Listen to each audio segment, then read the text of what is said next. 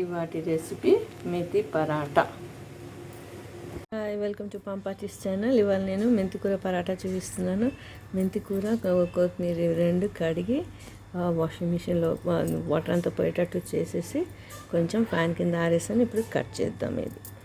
So ఇప్పుడు నేను ఈ గ్లాస్ తోటి నేను వాడేది మల్టీగ్రెయిన్ ఆట అనమాట. సో 1.5 గ్లాసు ఈ గోధుమ పిండి తీసుకుంటాను. తర్వాత 1/2 గ్లాసు ఈ శనగపిండి తీసుకుంటాను.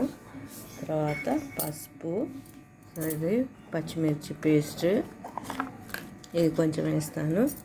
తర్వాత ఇది ఓమా, జీలకర్ర, ఈ కట్ చేసిన ఆకులు ఇవన్నీ కలిపి నేను డౌ ప్రిపేర్ చేస్తాను. ఇప్పుడు మా పాప దగ్గరికి వెళ్ళినప్పుడు ఒక గుజరాత్ ఆమెను పిలుస్తే తనకు వర్క్ ఎక్కువ ఉన్నప్పుడు ఆమె ఇది చాలా బాగా చేస్తుంది. ఆమె సిగ్నేచర్ డిష్ అనమాట. నేను వెళ్ళినప్పుడల్లా చేయించుకుంటాను ఇది. సో ఆమె స్టైల్లో చూపిస్తాను మీకు ఇప్పుడు. సో ఆమె 2 స్పూన్స్ ఆఫ్ పెరుగు వేస్తుంది. ఇది వామ్ వాటర్. ఆమె అంటే గుద్గుదా పానీ దేవు అని అంటుంది, అంటే కొంచెం వామ్ వాటర్ కావాలి అంటే వామ్ వాటర్తోనే తడుతూ ఉంటుంది. సో వామ్ వాటర్ వేసేసి 2 స్పూన్ల పెరుగు వేసేసి కలుపుతుంది. ఒకవేళ పెరుగు లేకపోతే నిమ్మకాయన వేసుకోవచ్చు. సో ఇవన్నీ వేసి నేను ఇప్పుడు కలుపుతాను.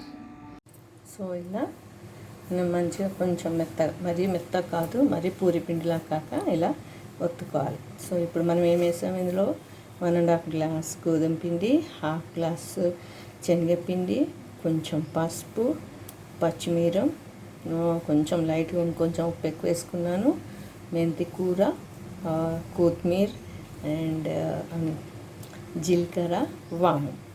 సో వాము కొంచెం జస్ట్ 40 కోసం. తర్వాత ఇది ఇలా చేసేసుకొని ఇప్పుడు పరాటాలా చేయాలి.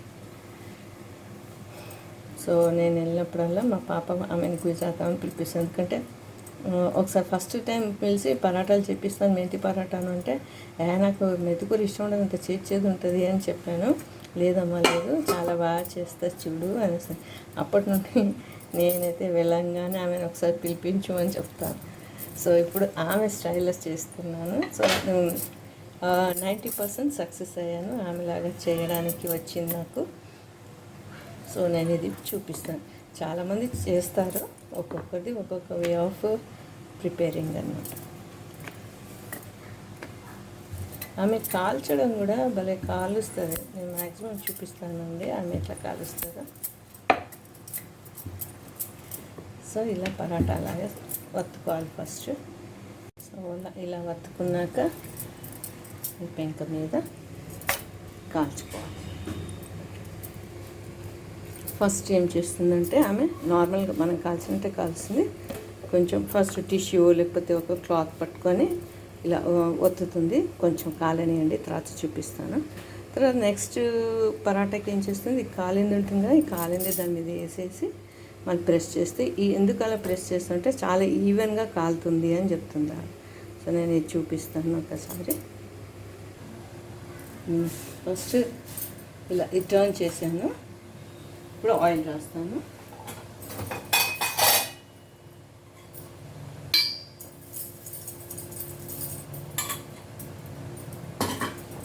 కొంచెం ఆయిల్ స్ప్రెడ్ చేశాను.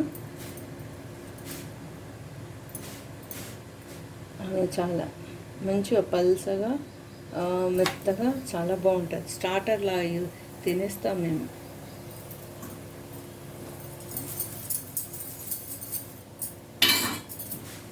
సో ఫస్ట్ ఇలా చేస్తుంది. చేసేసాక సిమ్లో పెట్టుకుంటున్నాను. పెట్టుకొని ఒక టిష్యూ తీసుకున్నాను నేను. టిష్యూ అన్న క్లాత్ అన్న ఏదన్నా.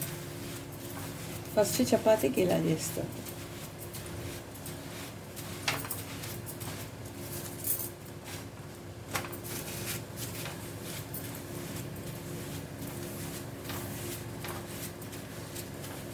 సో ఇది కాల్చేస్తుంది. నెక్స్ట్ చపాతీ కాల్చినప్పుడు చూపిస్తాను. సెకండ్ చపాతీ కాలుస్తున్నాను.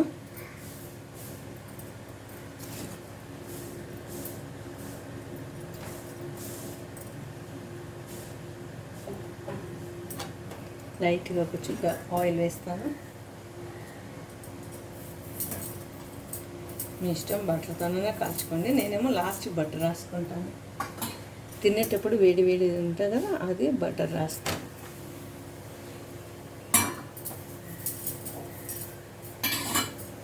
సో ఇలా చేస్తాం కదా.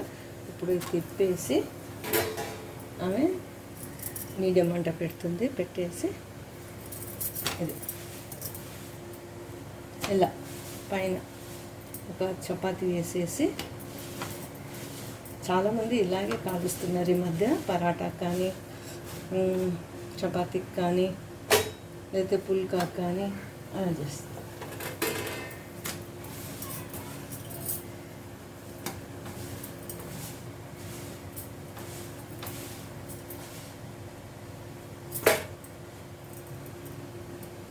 సో ఈవెన్గా ఇంతే కాల్చాలి, కాల్చేసి తీసేయాలి.